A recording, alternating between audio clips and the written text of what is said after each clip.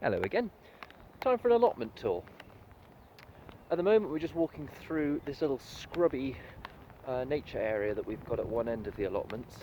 I think it's mostly hawthorn, but we get all sorts of birds and critters and everything, so we're very lucky to have this here. And then you sort of come through this little clearing and there are the allotments. I'm not actually sure how many plots there are. I think it might be 30-ish, maybe, something like that. They're quite big plots, so you can have either a quarter, a half, or a whole, I think. And then somebody was setting up a community plot where you could have a much smaller sort of area if you just wanted to grow some salad or something like that. It's all a bit quiet at the moment, obviously being March and also raining.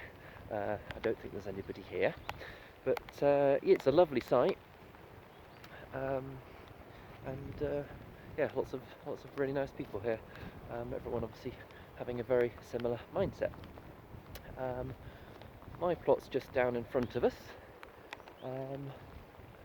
but yeah, this is the overview of, well, general view of the allotment in general. Some people have got polytunnels, some people have got sheds. This shed here is Allotment HQ, not shed, greenhouse, sorry. And yeah, it's a good place. It's nice to spend some time here. My plot is just here, opposite, very handily, opposite the where is it? Manure pile. We get deliveries of I think it's horse manure every so often, so you can I think it's a pound of wheelbarrow to take the compost from there, so that's very handy. And then we also get wood chips delivered from local tree surgeons and things, which you can help yourself to free of charge, which I've done so recently, which I'll show you in just a second. So that's my plot. The compost bin there, that's the far end of it. This is one side, someone else's shed, wherever it is, greenhouse here. And this is the other side, somebody else's stuff here. So yeah, that is my plot. If I sort of go through some details for you so you know what's what. At the front here, if I take you right down, we've got a row, or what will be a little hedge of black currants.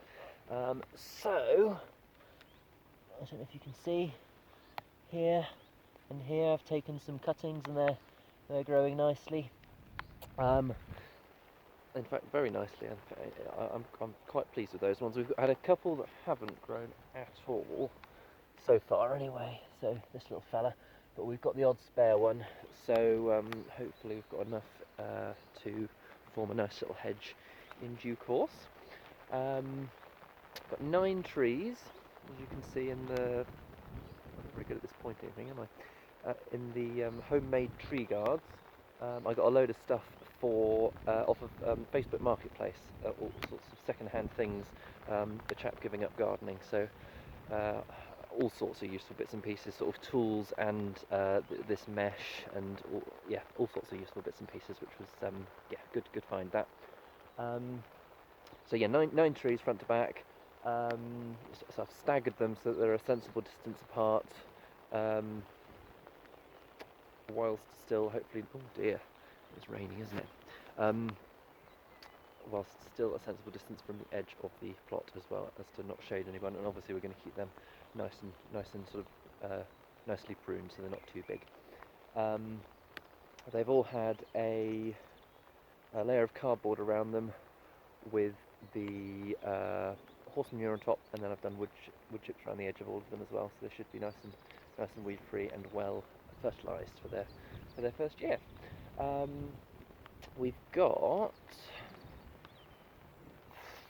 what have I got? 9 in total, 2 pears, 1 Gage, and then we've got 4 eating apples and 2 cider apples, one of which I believe is also a cooking apple.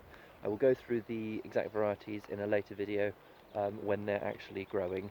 So you can see, well, it's just a bit nicer to look at, isn't it? Either when they're in flower, or when there is a bit more greenery going on. That's the trees. We've also got 9 of these areas with the weed barrier on, all of which I think they were 2 metres by 2 metres.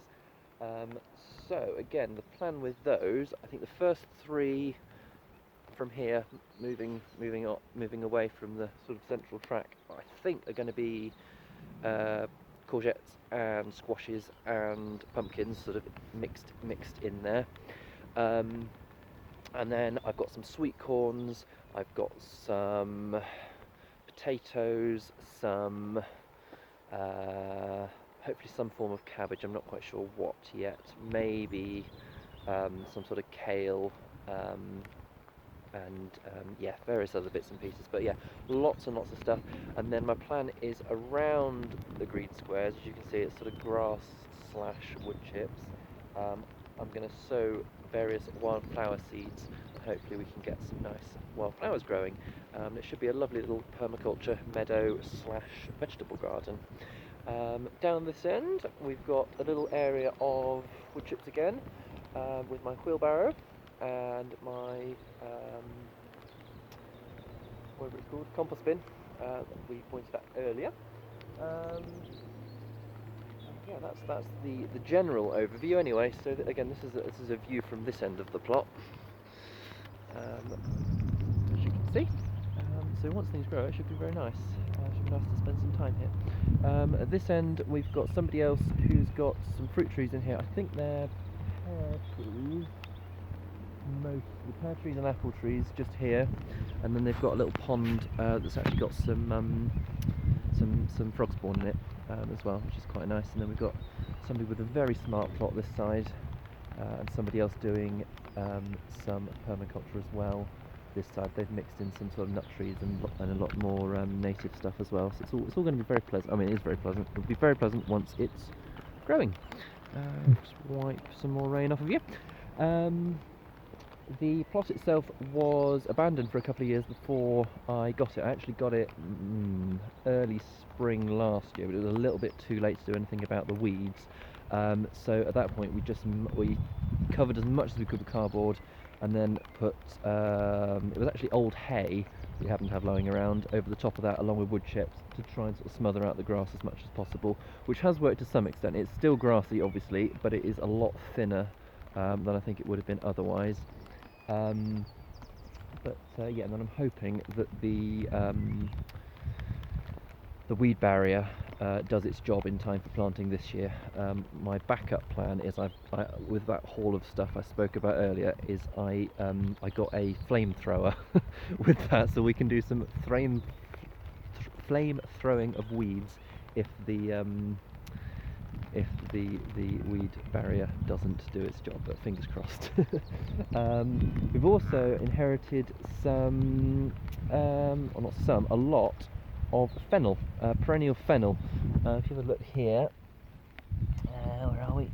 Just there, loads of the stuff, and it seems to have, I mean, particularly this end, I don't know if it was originally a fennel bed or what, but it's really just loves it here. So obviously the stuff under the weed barrow hopefully will go away, but the rest of it I'm just going to let grow, because it's quite nice to have it. It's quite a pretty little plant, isn't it? Or big plant. But yeah, that is the general tour of the allotment itself on a very rainy March day. Towards the end of March now, so planting isn't too far away. Yeah, I will catch you in the next video.